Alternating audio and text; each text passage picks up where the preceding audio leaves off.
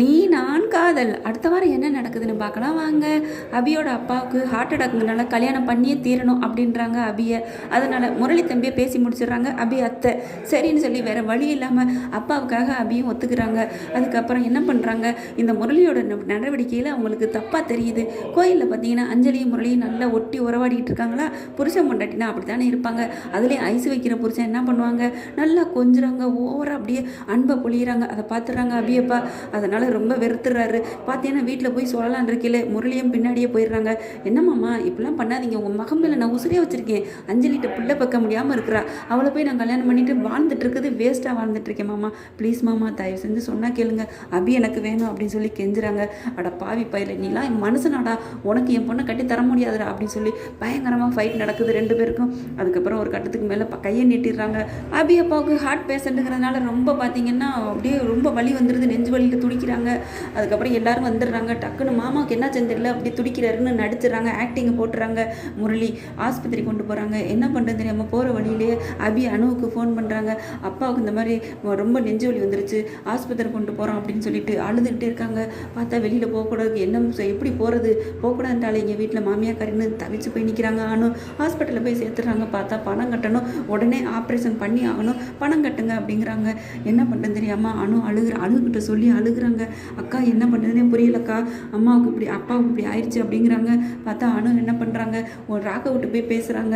அவங்கக்கிட்ட ஒன்று சொல்லணும், என்ன சொல்லணும், ஆகாஷில் சொல்கிற கூட அவங்களுக்கு மனசு வரல, ஏன்னா அவங்க மேலே கோவத்தில் இருக்காங்க இல்லையா. அதனால் பார்த்தா சுந்தரி என்ன பேசுகிறான்னு பக்கத்தில் வந்து நின்று கேட்டுக்கிட்டு இருக்காங்க. பார்த்தா இந்த மாதிரி எங்கள் அப்பாவுக்கு ஆப்ரேஷன் பண்ணணும், பணம் இல்லைன்னு ரொம்ப கஷ்டப்படுறான்னு. உடனே வாங்க அணு நம்ம போவோம் அப்படிங்கல. எங்கே போகிற ராகவ், அதெல்லாம் போகக்கூடாது அப்படின்னு சொல்லி பயங்கரமாக சண்டை போடுறாங்க. சித்தி என்ன சித்தி, ஒருத்தர் உயிருக்கு போராடிட்டு இருக்காங்க, அதுக்கான பண்ணக்கூடாது, அதெல்லாம் முடியாது, இந்த வீட்டு பணத்துலேருந்து ஒரு காசு கூட போகக்கூடாது, என்ன நினச்சிட்டு இருக்காங்க பத்தியா, இந்த மாதிரி கும்பல் பணம் பறிக்குன்னு சொன்னேன் கேட்டியா. சித்தி அவங்க ஒன்றும் நம்மக்கிட்ட பணம்லாம் கேட்கல, நானாக தான் ஹெல்ப் பண்ணுறேன், உனக்கு எப்படி தெரியும், அவங்க சொன்னதுனால தெரியும், அப்போ நீ பணம் கொடுப்பேன்னு தானே சொல்கிறாளுங்க, இதுலேருந்தே உனக்கு தெரியலையா அப்படின்னு சொல்கிறாங்க. சித்தி விடுங்க, நான் நம்ம வீட்டு காசுலேருந்து எடுக்கலை போதுமா, அப்புறம் எப்படி நீ கொடுப்ப அப்படிங்கிறத தான், நம்ம ஃபண்டு ஒதுக்கி எல்லாத்துக்கும் கொடுக்குறோம்ல ஏழைங்களுக்கு, அந்த தொகையிலேருந்து நான் கொடுக்க போகிறேன் போதுமா அப்படிங்கிறாரு.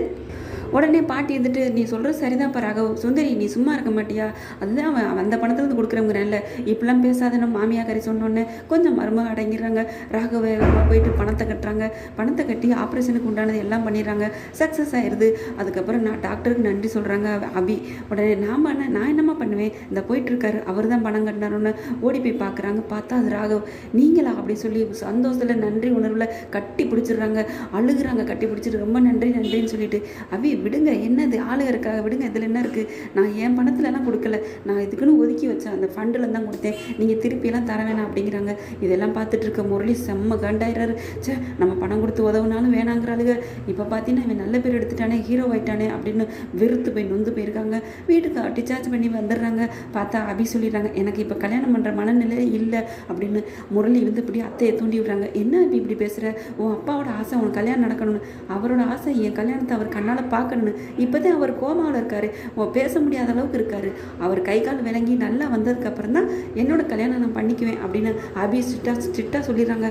அப்படியே ஐயோ செம்ம காண்டாராரு, என்ன இது இப்படியாச்சு, நம்ம வந்து அவன் இனிமேல் பொழைச்சி வரக்கூடாதுன்னு சொல்லி ஒரு விச ஊசி போட்டால் இந்த மாதிரி ஆயிட்டானே அப்படின்னு சொல்லி செம்ம காண்டில் முரளி புலம்பி தள்ளுறாரு. பொழைச்சி நல்லா வந்தவனை நம்மளை பற்றி காட்டி கொடுத்துருவானேன்னு சொல்லி காக்கா வலிப்பு வர்றது ஃபிட்ஸு வர்ற மருந்தை கொடுத்துட்றாங்க முரளி. அதனால் அவருக்கு வந்து ஃபிட்ஸு வந்துடுது. இப்போதைக்கு சுயநலம் இல்லைன்னு டாக்டர் சொல்லிடுறாங்க. என்னென்னு தெரியல, ஏன் இப்படி ஆச்சுன்னு தெரியல அப்படின்னு. அதனால் அபி ஸ்ட்ரிக்டாக சொல்லிடுறாங்க, எங்கள் அப்பா நல்லா வந்தால் தான் நான் கல்யாணமே அப்படின்றாங்க. நிச்சயமாவது போட்டு வைப்போம் அப்படின்னு அத்தைக்கிட்ட தூண்டி விடுறாரு முரளி. அதே மாதிரி அவங்களும் சொல்லிடுறாங்க அபி அம்மாட்ட. அபி அம்மாவும் சரிம்மா நிச்சயத்தையாக போட்டு வைப்போம் அப்படின்னு சொல்லி பேசி முடிக்கிறாங்க. என்ன பண்ணுறதுன்னு தெரியாமல் ராகவிட்ட போய் சொல்ல போகிறாங்க. ராகவ் கல்யாணம் நிச்சயம் சொன்னதுலேருந்தே பைத்தியம் பிடிச்ச மாதிரி ஆகுறாரு.